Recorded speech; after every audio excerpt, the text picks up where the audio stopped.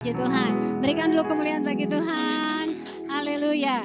Terima kasih kepada Bapak Gembala, besan kami yang sudah memberikan kesempatan untuk kami boleh melayani Tuhan di tahun ini, kesempatan pertama di tahun 2023. Ya puji Tuhan. Ya puji Tuhan, terima kasih. Saya diberi judul adalah panggilan pelayanan. Ya puji Tuhan untuk judul yang diberikan dan kami tadi diberikan informasi ada kesaksian banyak hari ini. Saya justru senang ya karena banyak kesaksian, karena dengan kesaksian iblis dikalahkan. Amin. Ya, iblis dikalahkan oleh kesaksian dan oleh darah anak domba Allah. Jadi antara kesaksian dengan darah Yesus itu dahsyat Bapak Ibu ya. Jadi apa yang Bapak Ibu baru saksikan tadi memuliakan nama Tuhan. Amin. Itu lebih dari khotbah. Jadi mungkin khotbahnya sangat singkat. Haleluya. Puji Tuhan. Ya sesuai dengan judul ya. Saya berdoa Tuhan kasih firman apa untuk judul ini. Saya diberikan 1 Petrus 2 ayat 9. 1 Petrus 2 ayat 9. Nanti kita baca sampai ayat 10 Bapak Ibu. Kita baca bersama-sama. Sudah menemukan? Amin. Ya kita baca bersama. 2, 3. Tetapi kamulah bangsa yang terpilih, imamat yang rajani, bangsa yang kudus, umat kepunyaan Allah sendiri. Supaya kamu memberitakan perbuatan-perbuatan yang besar dari Dia yang telah memanggil kamu keluar dari kegelapan kepada terangnya yang ajaib. Amin. Ayat 10.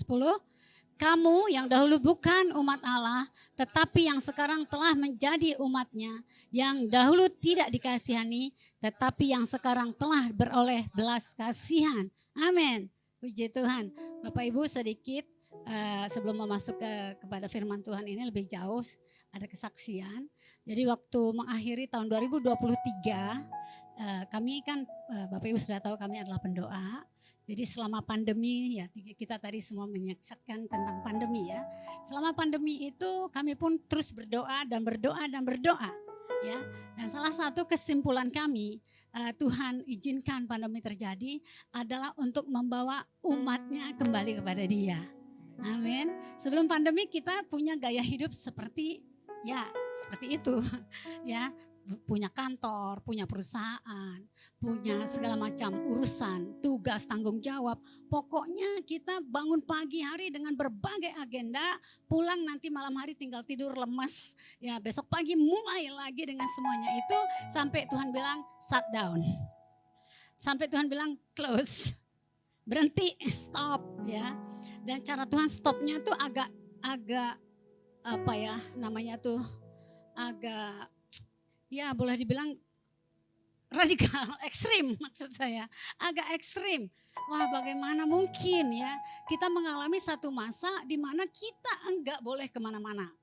Di awal pandemi betul-betul itu waktu masih kita kalau istilah di Indonesia tuh enggak apa ya, kalau di luar itu sudah apa namanya, kalau kita masih pakai social distancing, apa istilahnya apa sampai lupa. Lockdown. Kita nggak pakai istilah lockdown, tapi sebenarnya kita sudah lockdown. Kalau Indonesia apa-apa kan dihalus-halusin gitu ya. Jadi sebenarnya kita sudah lockdown dan karena kami pendoa, kami bilang begini, setiap hari kami datang berdoa. Jadi sebelum pandemi ini terjadi Bapak Ibu, berapa bulan sebelumnya Tuhan izinkan saya dengan cara yang sangat luar biasa, saya akhirnya memutuskan berhenti dari pelayanan sebelumnya. Ya, jadi akhirnya memutuskan kembali kepada panggilan, naik panggilan. Kembali pada panggilan. Wah sangat bergumul Bapak Ibu ya. Bagaimana dengan hanya ke depan ini menjadi pendoa saja. Padahal sebelumnya sudah melakukan sedemikian rupa ya berbagai pelayanan. Baik itu lokal, nasional, global. Jadi pendoa saja. Sampai suami saya menghibur saya. Bedakan antara kamu bisa ini dan itu dengan dua istilah. Antara talenta dengan panggilan. Yang mana talenta, yang mana panggilan. Bisa jadi semua yang kalau lakukan itu karena talenta. Tetapi di antara semua yang seru-seru itu, yang mana yang panggilan? Wow, di situ saya boleh merenung. Dan karena saya tahu untuk apa saya dipanggil. Jadi kalau sampai panggilan ini tidak sukses, oh celakalah saya. Harganya sudah begitu mahal ya. Bayar harganya sangat mahal untuk panggilan ini. Jadi akhirnya saya bilang oke, saya mau yang panggilan. Yang talenta bisa semua orang bikin. Tetapi yang panggilan hanya kepada orang-orang tertentu. Ya, kita semua dipanggil. Karena itu nanti kita akan melihat Bapak Ibu dipanggilnya di mana. Ya pasti udah tahu semua, tadi udah bersaksi semua. Pasti udah tahu semua nih panggilannya apa. Tapi ini karena awal tahun mari kita refresh sedikit. Ya Bapak Ibu, jadi kembali kepada tadi, hanya berdoa.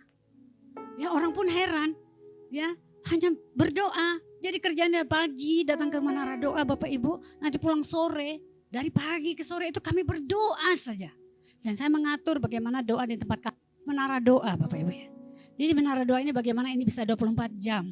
Jadi atur sedemikian rupa. Oke, mulai aktif, mulai orang berdatangan, jam-jam doa mulai. Ada 50 gereja terlibat bersama. Dan kita terus makin dari 12 jam, naik lagi 18 jam. Sebentar lagi akan 24 jam satu hari.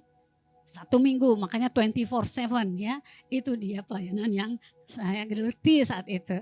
Tiba-tiba pandemi, lockdown. Semua dirumahkan.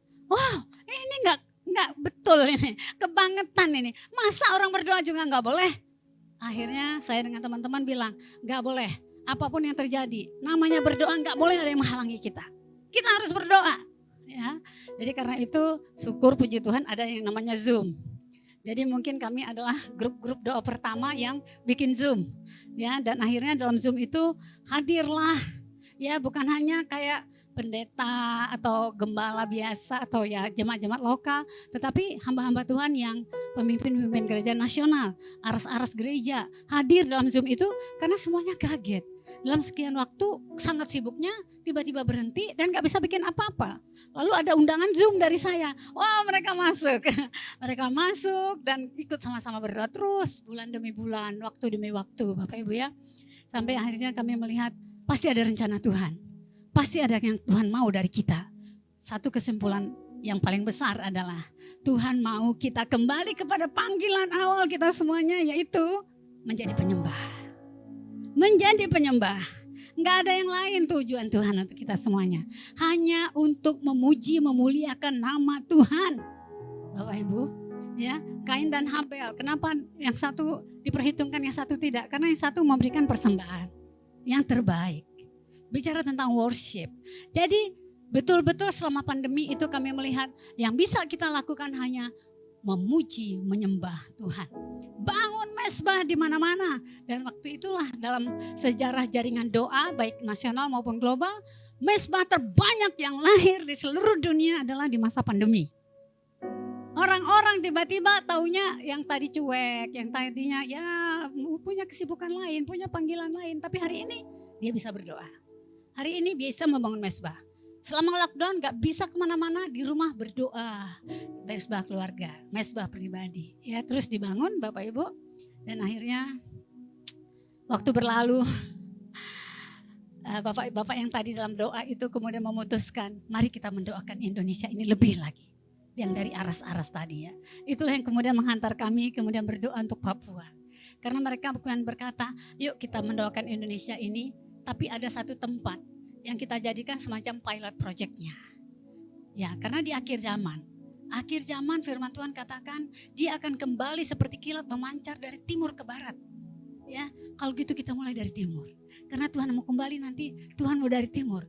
Yuk kita persiapkan jalan bagi Tuhan kembali di akhir zaman, mulai dari tempat di mana dia bilang dia akan kembali, dari timur.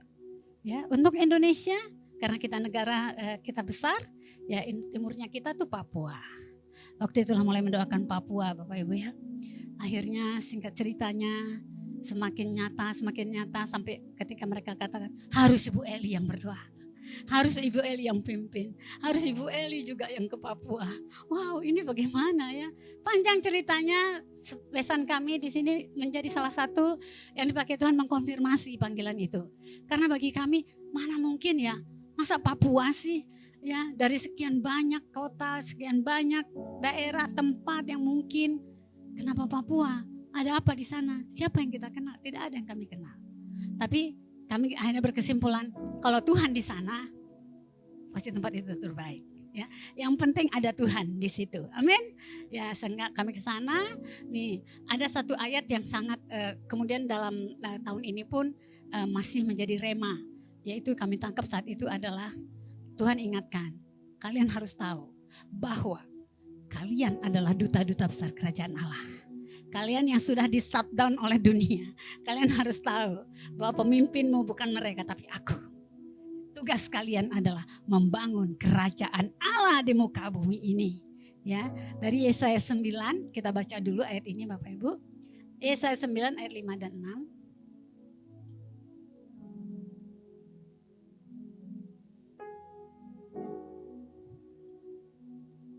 Di bulan Desember di akhir tahun yang lalu kami mendapat ayat ini.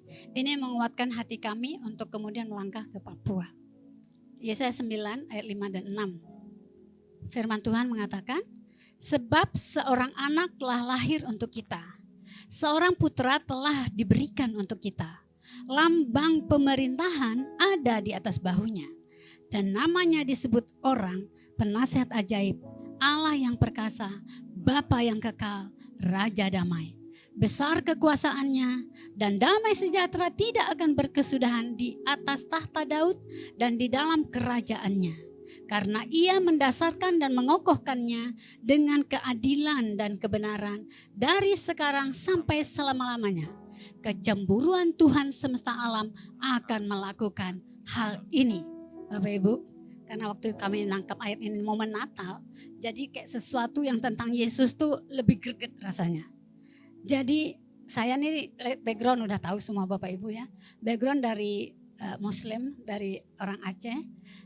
Ada mertua saya di sini, Inang, terima kasih ya. Lewat keluarga ini juga saya dibawa lebih lagi untuk mengenal Tuhan. Mertua saya dulu luar biasa mengajari saya dengan firman dan saya mencintai firman ya. Jadi salah satu ketika ayat ini menjadi rema Bapak Ibu ya. Saya mengingat bagaimana Yesus yang adalah Raja, Tuhan pemilik semesta raya dengan segala isinya, dengan segala keagungannya, kemuliaannya, mengambil satu keputusan. Ya, dia mau berdamai dengan dunia ini. Karena kalau berseteru terus, ini kita semuanya binasa. Jadi aku mau damai. Oke, kalian setan, iblis udah nggak ada ya. Aku mau berdamai. Aku tidak mau jauh dengan mereka. Aku mau dekat. Aku mau damai saja. Mari kita menjadi satu dengan darah Yesus. Amin. Dari sini dikatakan pribadi ini namanya disebutkan orang pemerintahan ada di atas lambang bahunya. Pemerintahan, ya. Apa yang kita sedang bangun? Pemerintahan, ya. Pemerintahan apa? Kalau yang Tuhan punya pemerintahan kerajaan Allah, ya. Dia itu bicara tentang pemerintahan. Jadi pemerintahan apa? Kerajaan Allah. Karena Dia sudah menguasai seluruh dunia ini, mengalahkan seluruh dunia. Berarti pemerintahan kerajaan Allah ini yang harus kita make sure sudah kita bangun. Atau kita masih berada di bawah pemerintahan siapa? Jadi di sini kami melihat, wow, untuk Indonesia di Papua harus dimulai dari sana. Pemerintahan kerajaan Allah harus terjadi. Amin. Dan lalu dikatakan di sana, namanya disebutkan orang penasihat ajaib. Allah yang perkasa, Bapa yang kekal, Raja damai. Semua yang kita butuhkan tentang satu pribadi yang menolong kita dari segala persoalan kita adalah ini. Kita butuh nasihat, amin. Kita butuh Tuhan. Kita butuh figur Bapa. Dan kita butuh damai. Damai apa? Damai sorgawi Bapak Ibu ya. Damai yang sejati. Dan apapun yang dibutuhkan manusia ada dalam pribadi yang telah diberikan kepada kita ini Bapak Ibu. Jadi waktu itu kami betul-betul wow, karena sedang mendoakan Indonesia, apalagi Papua dengan segala pergumulannya, mereka mau A, mereka mau B, mereka konflik, mereka perang dan sebagainya, mereka mau damai, tapi sesungguhnya yang mereka butuh adalah Raja damai. Mereka mau ya segala macam ya, tetapi yang mereka butuhkan adalah membangun pemerintahan kerajaan Allah. Amin. Sehingga dia akan datang memimpin sebagai raja. Ya, jadi itu menjadi rema akhirnya dengan semangat. Karena di ayat terakhir mengatakan kecemburuan Tuhan semesta alam akan melakukan hal ini. Allah yang cemburu itu Bapak Ibu ya. Ya kita tahu ya manusia kalau cemburu ya apa aja. Yang tidak bisa dilakukan dia bisa lakukan. Orang cemburu ini. Apalagi cemburunya Tuhan. Amin. Dia bisa melakukan apa saja untuk kita semua umatnya. Bahkan sampai mati di atas kayu salib. Amin. Jadi dengan segala hikmat Allah ini kami akhirnya kita melangkah ke sana. Karena itu Bapak Ibu ketika ada statement-statement. Ketika anak Tuhan kita semua orang percaya. Aminkan. Yesus yang telah lahir itu dialah Raja. Ya, yang sekarang berkuasa atas semesta raya. Lalu ada yang bilang tahun depan gelap. Itu kan namanya tipu-tipu. Ya, kata orang Papua itu tipu-tipu. Ya, itu hanya cara dunia untuk membuat kamuflase, membuat kita gentar dan takut. Karena Allah kita ini enggak sembarang Allah Bapak Ibu. Dia ini panglima perang. Ya, firman Tuhan mengatakan, terangkatlah engkau pintu gerbang, terangkatlah engkau pintu yang berabad-abad, agar masuklah Raja kemuliaan. Siapakah Raja kemuliaan? Dia Tuhan yang jaya perkasa dalam peperangan. Dialah Raja kemuliaan. Amin. Bersama dia Mika 2 ayat 13. Kami akan menerobos pintu-pintu gerbang. Sang penerobos, the master of breakthrough. Karena itu tahun ini kami sebut tahun terobosan ilahi. Amin. Karena master of breakthrough, Lion of Judah. Saya senang ketika menantu saya sebelum akhirnya ada nama Elion bilang nanti namanya Yehuda. Lion of Judah, ya, dialah panglima perang kita. Mika 2:13 bersama penerobos kita akan melewati pintu gerbang. Dia raja kami, panglima kami. Dialah pemimpin barisan kami. Amin. Terus ada yang bilang gelap di sana. Haleluya. Itu hanya tipu daya iblis karena sesungguhnya kita yang percaya kepada firman ketika terang itu datang, kegelapan tidak ada lagi. Tergantung kita tahu terang itu sudah di dalam sini belum?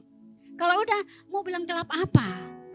Ya, itu sudah takdir ketika nyala lampu terang, gelapnya sirna. Enggak usah diperangi. Pokoknya terperang datang, kegelapan pergi. Amin. Di ayat 1 dikatakan, Bang, langsung ke ayat 2 ya. Yesaya 9 tadi ayat 2. Bangsa yang berjalan, ayat 1 masih ini. Ayat 1, Yesaya 9 ayat 1. Bangsa yang berjalan di dalam kegelapan telah melihat terang besar. Mereka yang diam di dalam negeri kekelaman, atasnya terang telah bersinar. Bapak Ibu, ya. Jadi ini harus yang kita pegang. Ketika Yesus lahir ke dunia, itu ayat ini yang mengawali. Sebelum ayat 5, ayat 1 dulu. Jadi masa itu adalah masa kegelapan sebelum Yesus lahir. Dan ketika nubuatan Yesaya ini 750 tahun sebelumnya. Tuhan sudah berfirman, tapi digenapi. Nah sekarang apalagi firman Tuhan yang belum digenapi dalam hidup kita? Pasti akan digenapi, amin. Yang begini hebat aja digenapi. Yang mustahil ini digenapi. Apalagi cuma ya janji-janji Tuhan untuk pekerjaan, jodoh, ya ekonomi yang membaik, anak yang lagi hilang akan kembali, amin. Haleluya. Semuanya. Tuhan lebih merindukan semua anak-anaknya hatinya berbalik kepada Bapa Sorgawi. Terlebih lagi kita ya, Tuhan itu lebih lagi merindukan. Jadi karena itu apa yang kita resahkan, apa yang kita risaukan. Boleh risau karena itu kita datang kepada Tuhan, kita berdoa kepada Tuhan. Ya Bapak Ibu, dari ayat tadi kita kembali ke ayat yang kita baca ketika minta tuntunan Tuhan.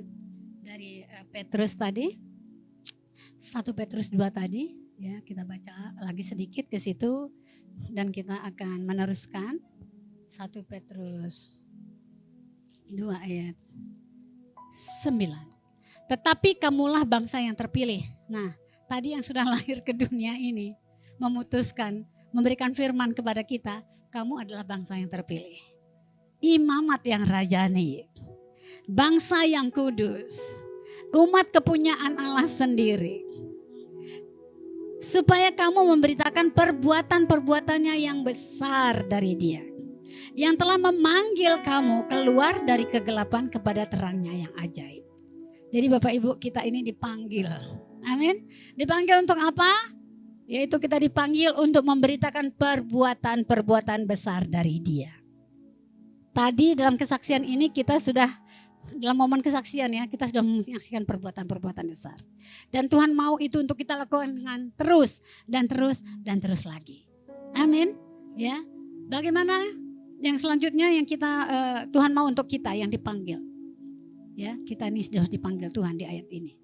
Yaitu untuk hidup kita ini hidup di dalam terangnya. Karena Tuhan katakan akulah terang. Jadi kalau tahun ini ada yang bilang gelap, katakan Yesus bilang akulah terang. Dan firman Tuhan lagi mengatakan kamulah terang. Amin. Jadi kalau ada kita di dunia ini, gak ada kegelapan Bapak Ibu. Tinggal orang Kristen mau bangkit dan bersinar. Arise and shine. Amin. Keputusan ada di dalam tangan kita. Masalah bangsa ini akan carut marut atau tidak tergantung orang Kristen. Pernah Bapak rohani saya mengatakan, Indonesia ini kacau, Indonesia ini dalam kemelut, Indonesia ini dalam keadaan yang tidak menentu dan enggak jelas. Itu adalah kesalahan orang Kristen. Aduh, waktu itu saya pikir apa hubungannya Pak? Kita kan orang gereja, kita bangsa yang suci, kita tuh nggak ada urusan dengan dunia, urusan politik dan sebagainya itu kan urusan pemerintah. Apa salah dan dosa kita sampai dikatakan bahwa itu salah gereja. Tetapi setelah belajar firman Tuhan, akhirnya kami tahu bahwa Tuhan nggak pernah bilang ini urusan Jokowi. Tuhan nggak pernah bilang ini urusan Panglima ABRI, Panglima TNI, tapi ini urusanmu. Engkaulah terang, engkaulah saksiku. Aku ada di dalam engkau dan engkau ada dalam aku. Bersama dengan engkau, aku akan melakukan perkara-perkara yang ajaib. Perkara-perkara yang dahsyat. Amin. Dan firman Tuhan katakan, pergilah. Jadikanlah semua bangsa ini muridku. Jadi kita sebagai gereja, Jokowi itu murid kita. Ya, anggota parlemen itu murid kita. Jadi kalau mereka nggak benar, nggak betul, berarti gurunya yang salah. Amin. Kita tidak berperan menjadi guru yang memuridkan bangsa ini. Apanya yang dimuridkan? Ya, enggak sekedar mereka dapat Injil, lalu percaya Yesus, dibaptis, menjadi orang Kristen, masuk gereja, enggak sampai di situ. Ajarlah kepada mereka apa yang telah kuajarkan kepadamu. Amin. Karena dia sudah jadi raja. Dia mau pemerintahan di dunia ini adalah pemerintahan kerajaan Allah. Jadi adalah tugas kita nih. Kalau kita mau mengerjakan apa yang Tuhan mau, bereslah Indonesia. Akhirnya saya tahu, oh iya, itu tanggung jawab gereja. Amin. Jangan biarkan Jokowi pusing sendiri. Doain dia. Bangun jembatan. Sampaikan firman. Amin. Ya, saya senang Bapak rohani kami di Papua, Pak Pendeta Lipis Biniluk, akhirnya sekarang sering diundang oleh Presiden untuk mendengar nasihat Bapak Ibu. Itulah seharusnya gereja. Itulah seharusnya gereja. Seperti Daud dengan Nabi Nathan. Daud menjadi berhikmat karena ada Nabi Nathan yang supply informasi dari surga. Amin. Dan sekarang Bapak Jokowi melakukan itu. Ya, ini apa ini? Zoom, apa? Live. Ya, jadi begitu, ya. Baik. Nah, kita menjadi apalagi yang tadi kita ini dipanggil untuk menjadi apa? Menjadi penyembah-penyembah. Itu bagian ketiganya, ya. Karena saya mau singkatkan saja karena waktu juga. Pertanyaannya bagaimana mengerjakan panggilan? Atau bagi mereka yang belum menemukan panggilan, bagaimana saya tahu apa panggilan saya? Bagaimana saya mengenali panggilan saya? Karena Tuhan mau lewat hidupmu namaku dimuliakan. Lakukanlah perbuatan-perbuatan yang baik. Karena dengan itu Bapamu di sorga dimuliakan. Itu aja tujuan Tuhan untuk kita manusia. Karena Tuhan tidak bisa memuliakan dirinya sendiri. Untuk itu diciptakannya lah manusia. Agar nomor satu, dia menjadi penyembah-penyembah. Nomor dua, agar lewat hidupnya namaku dimuliakan. Ya, Bapak Ibu, ada cara yang dulu saya lakukan juga karena saya ini banyak banyak maunya Bapak Ibu ya. Saya pengen jadi worshiper, enggak worshiper. Saya ingin jadi singer aja ya. Ingin jadi singer. Saya juga senang untuk berkomunikasi. Saya senang menari. Saya senang, ya banyak saya maunya. Tapi Tuhan lewat mana ya? Karena saya tahu kepada setiap kita, Tuhan tuh enggak asal ngomong. Tapi pada setiap kita udah dikasih modalnya. Lewat ini kamu memuliakan aku. Lewat itu kamu muliakan aku. Lewat hidupmu. Udah aku taruh di dalam hidupmu. Apa itu? Ya, nah itulah talenta ya. Singkatnya kita tahu itu adalah talenta. Bagaimana mengenali talenta? Dimana nanti lewat itu kita fokus dengan talenta kita. Kita kerjakan bagian panggilan atau kepercayaan yang Tuhan berikan kepada kita. Nama Tuhan dimuliakan. Ya, singkat cerita ini Bapak Ibu. Saya lakukan dan saya berbagi sedikit. Waktu saya akhirnya mendapatkan satu materi seminar untuk mengenal talenta ini, kalau nggak salah dari Wagner waktu itu, Peter Wagner. Dan saya suka membagikan ini juga kepada umat Tuhan atau rekan-rekan atau teman-teman sesama anak Tuhan. Karena saya tahu ya, saya dulu menjadi Kristen itu alasan saya cuma satu, saya pengen masuk surga. Ya. Karena saya katakan saya boleh sukses, saya bersyukur ya. Ini tadi saya senang ya, masih muda, bekerja, berdoa dapat pekerjaan baik, wah udah senang, dapat posisi baik, wah senang. Ya, demikian di masa-masa muda dulu pun saya pun senang. Ketika waktu itu umurnya 26 tahun Bapak Ibu ya. Tapi sudah diberikan pekerjaan baik oleh Tuhan. Untuk saya waktu itu senang sekali. Karena saya tahu dengan jenjang pekerjaan ini, karir atau jalur yang kami tempuh ini, satu saat kalau saya rajin aja, saya bisa jadi direktur dari satu bank ya. Kalau saya rajin, tapi saya tahu saya rajin, jadi ya itu dapat nanti one day. Ya karena itu saya happy. Saya katakan Tuhan, saya udah berhasil. Saya terima kasih untuk semua yang Tuhan berikan di usia saya sekarang. Dan saya tahu apa yang terjadi ke depan kalau saya mau tekun, rajin gitu ya. Tapi Tuhan, saya tidak mau hanya di dunia saya berhasil. Mati pun saya mau berhasil. Mati mau masuk sorga. Sukses gitu ya. Nah, Tuhan bilang ikutlah aku. Ya, itu saya sudah saksikan di sini. Ya karena itu saya mengatakan Tuhan, setelah saya jadi orang percaya, jadi pengikut Tuhan, agar harga yang saya bayar ikut Tuhan itu tidak menjadi sia-sia, dan agar panggilan Tuhan juga tidak sia-sia, supaya saya sukses, apa yang saya harus lakukan Tuhan? Ya, jawaban Tuhan adalah sukses bagimu adalah ketika tujuanku dalam hidupmu digenapi. Amin. Oh, tujuan Tuhan ada dalam diri saya. Lewat apa tujuan itu nanti akan saya gali. Ya, akhirnya tadi saya mencari tahu bagaimana cara menemukan. Menurut materi seminar itu saya catat Bapak Ibu ya. Salah satu cara untuk menemukannya itu adalah ketika kita menyadari apa yang kita kerjakan ini sangat menyenangkan hati kita. Misalnya jadi worshiper, dia senang jadi worshiper, dia senang menyanyi, dia senang menyembah. Ya, sampai lupa waktu. Sampai dia tuh kalau udah nyanyi, udah 10 jam. Ada ya kayak gitu ya. Udah 5 jam, enggak berhenti-berhenti, seneng gitu. Ya. Udah sekian lama. Dan salah satunya lagi adalah orang yang mendengar nyanyian dia itu diberkati. Enggak soal suara merdu Bapak Ibu. Tetapi bagaimana suara yang biasa-biasa itu hati rasanya ikut menyembah. Hati rasanya wow dahsyatnya Tuhan dan aku mau menyembah dia lewat pujian ini. Ya, dan di situ dikatakan juga bahwa kita melakukan itu dengan rela. Rela Bapak Ibu. Gak inget ada yang bayar atau tidak. Yang penting untuk urusan ini pokoknya aku pengen diikut sertakan. Ya, kalau bisa berdoa dan berpuasa nih supaya bisa adalah dalam tim pujian. Ya, jadi kita melakukannya dengan rela hati. Dan lewat apa yang kita kerjakan itu ada buah. Orang menjadi diberkati. Ya, jadi dengan itu semuanya kita tahu. Ternyata panggilan ini bisa memuliakan nama Tuhan, membuat orang semakin pengen dekat dengan Tuhan. Ya, nah untuk saya waktu itu saya temukan bahwa ternyata bagian saya tuh kalau lagi doa saya bisa lupa waktu. Ya, waktu awal doa pembukaan jam 9 malam, aminnya jam 5 pagi. Itu saya.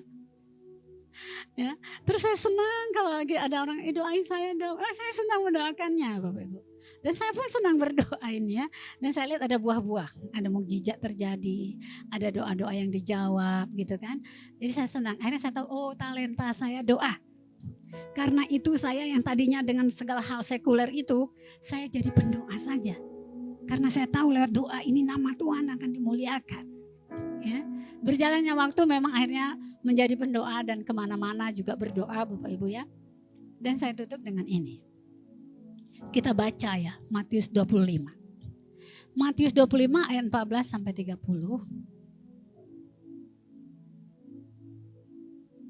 Saya yang tadinya pengen masuk surga karena jadi Kristen, saya sudah jadi percaya dan saya yakin saya masuk surga. Namun ketika membaca ayat ini saya jadi kayak terkesima dan sedikit agak agak gentar hati saya Bapak Ibu ya. Ternyata ikut Tuhan tuh bisa masuk neraka juga ya. Maksud saya setelah jadi Kristen bisa masuk neraka. Ayat ini nanti kita baca Bapak Ibu sama-sama ya. Tapi ayat ini panjang karena waktu saya potong aja. Bapak Ibu udah tahu cerita ini ya.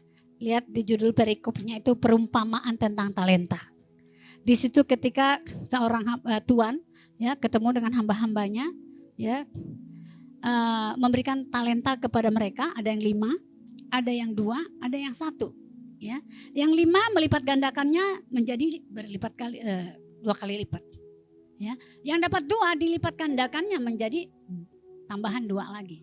Yang dapat 1 talenta, ini dia nih. Kalau ada di dalam gereja ini orang-orang punya talenta tapi tidak mau melipat gandakannya. Bahkan waktu disuruh, ayo dong terlibat. Aduh, aku ini sibuk. Aduh, padahal yang ngajak tuh Tuhan Bapak Ibu. Nggak mungkin Tuhan dari sorga pakai sound system begini. Hey, si A, ayo kamu melayani. Tapi dia pakai orang lain. Untuk apa ini? Untuk melayani Tuhan Bapak Ibu. Kalau ada panggilan di perusahaan, di pekerjaan lain, atau panggilan dari RT, RW, arisan, datang, ibu malah datang. Tapi ada panggilan untuk datang, untuk melayani Tuhan di gereja, tidak mendengar Bapak Ibu, nanti Bapak Ibu baca ayat 30 ya. Ada haleluya. Orang ini menyimpannya dalam sapu tangan, lalu menutupnya, menggali tanah, menutupnya di sana.